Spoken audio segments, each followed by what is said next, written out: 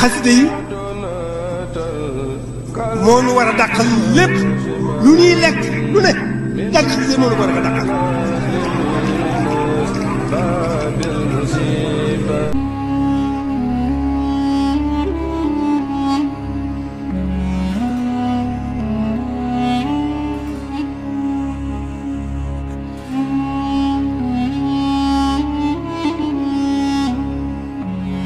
أعوذ بالله من الشيطان الرجيم بسم الله الرحمن الرحيم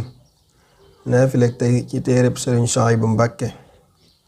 ne guddig ñaar fukkeel ga ku ca julli juróom ñetti rakka bu ci ne faatiha ak inna anzalnaahu benn yoon ak qul huwa allahu ahad ñetti yoon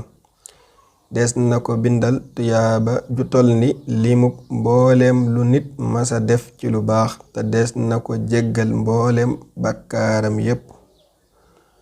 ku ci bëgg ak leeral nag nga dem ci téere bii di Qurratul Ayni boobu Sëriñ Suhaybu Mbàkke page 148